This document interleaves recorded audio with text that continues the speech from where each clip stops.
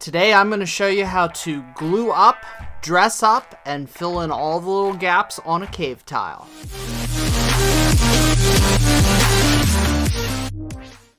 Welcome back to another episode of Michael Makes Everything. So today I have a cave tile on my bench, and that's what we're going to be doing.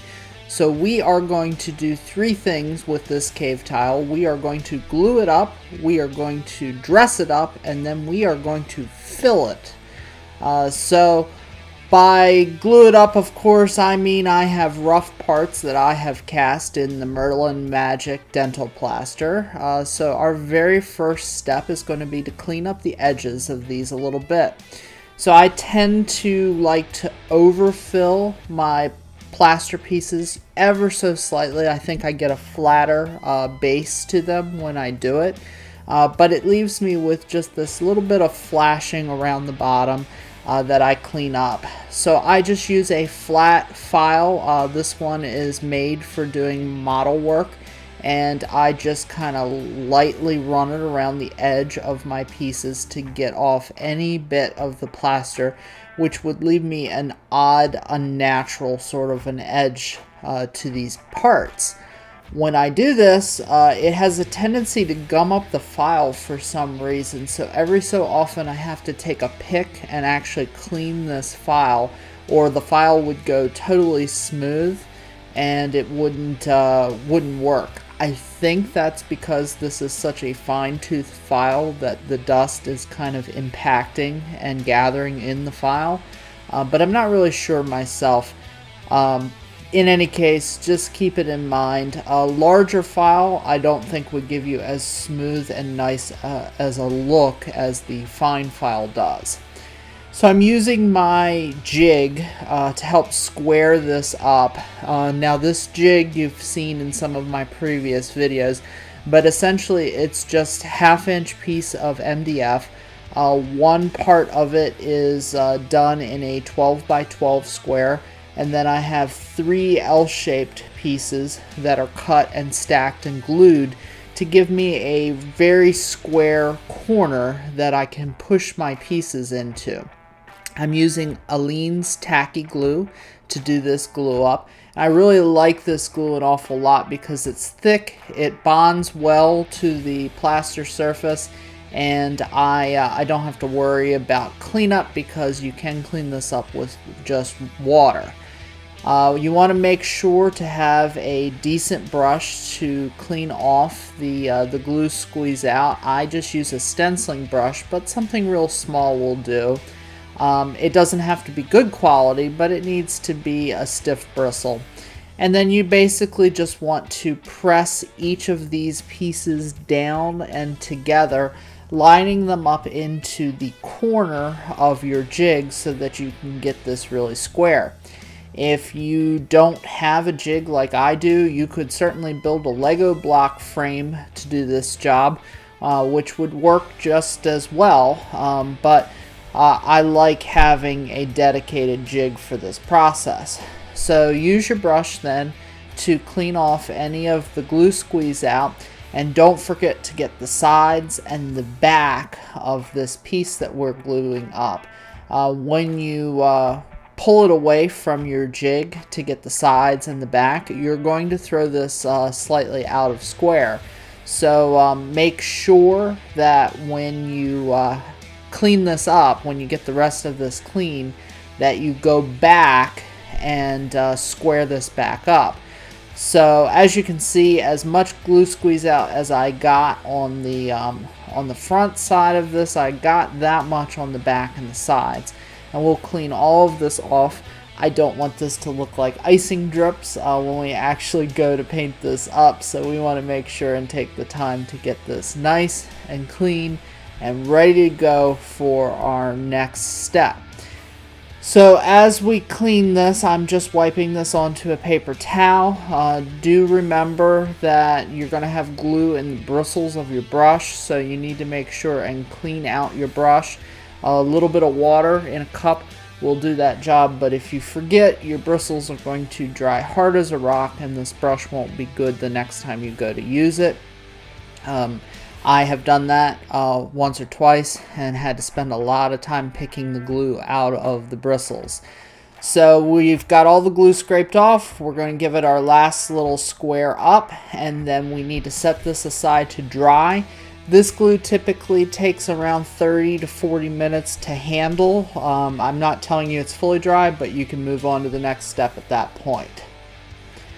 Alright, so we're back after allowing this to dry for, like I said, about 30 to 40 minutes.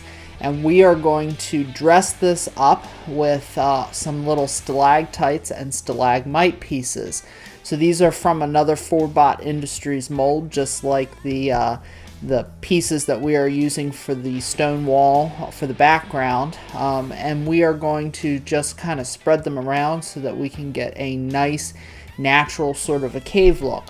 You could just do rock walls and make this like a rock cave, but I like the dripping stalactite, stalagmite look. I think that it looks really fun.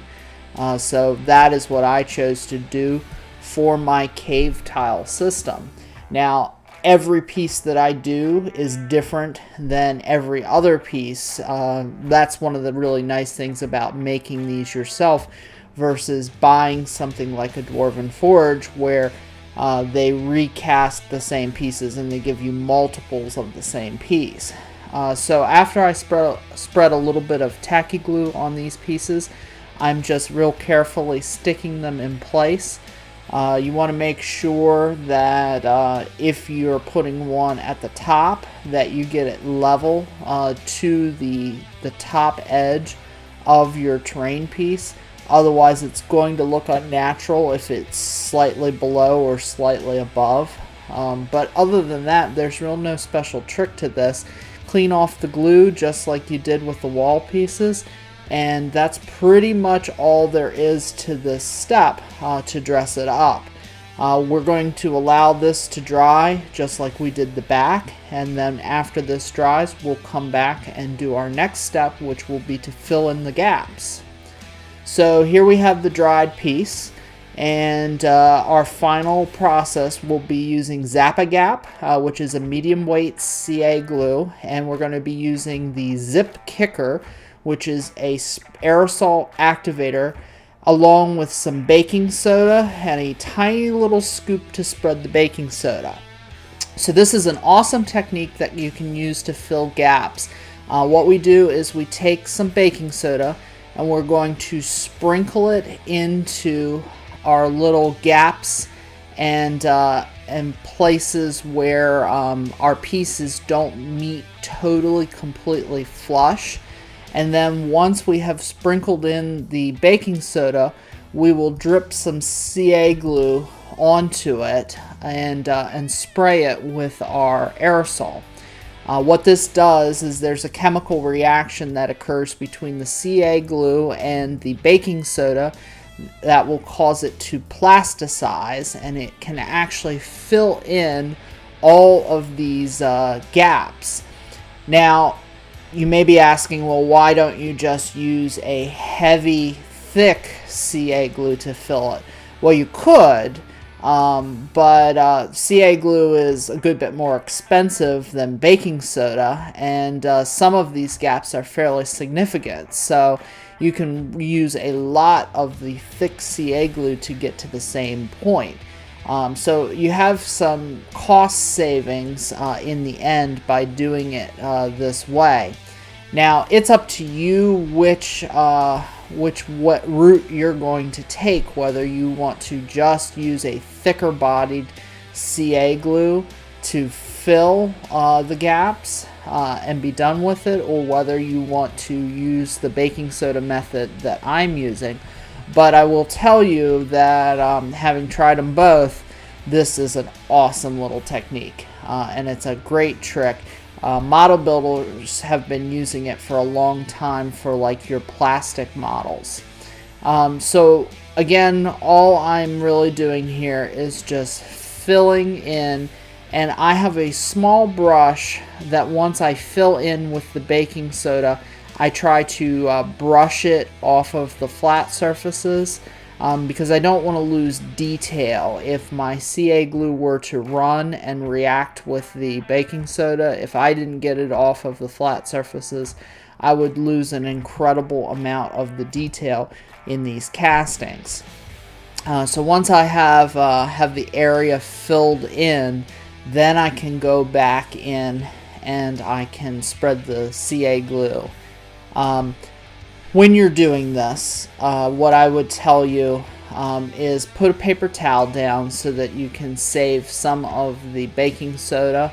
Not because baking soda is expensive, just because I like to work out of these small cups, and it's a lot easier to dump my baking soda back into a cup than to keep getting more and more and more baking soda. And definitely invest in one of the small laboratory scoops like what you see I'm using. I get this on Amazon for like $1, and it actually, I think, costs more to ship if you don't have Prime than the cost of the scoop itself. But the scoop makes this job so much easier because you have a lot more precision. One of the other techniques that you may see me do now and then is to actually take the bristles of the brush and dip them down into the baking soda. That'll pick up just a little bit, and then I can go back in a spot or two here or there and just brush in a little bit of baking soda to hit a small gap that the scoop missed, or that maybe I brushed a little bit too much out of it when I went to brush the baking soda off the surface. So it's just a process. It's one of the more time-consuming parts of making these terrain pieces out of the plaster. I have experimented and done a couple of pieces where I didn't do this, and I found that I really liked the look of taking the time to fill these gaps versus actually just painting up the pieces with the individual gaps. I think that it looks a lot more realistic. They look like smooth stone walls. I have tried to use soft fillers to do this, like using caulking, for example, or actually plaster, like drywall mud, to do this process. And what I have found is that you lose a lot of the detail in the surrounding pieces. You just don't get enough control with it to keep yourself from smearing those soft materials onto the other surfaces. And then when you try to go in with water to clean it up, it just makes it a gummy mess that is not appealing. You can experiment with them, you can give it a shot, but super glue works too well to pass up. And here we go. We've got our finished product ready for paint. So every gap is now filled with the super glue, and we can get this painted up. No primer needed, actually. Thanks for watching the video, and make sure to check out some of my others. Hey, if you like these videos and want to help me keep making them, make sure you hit the like and subscribe button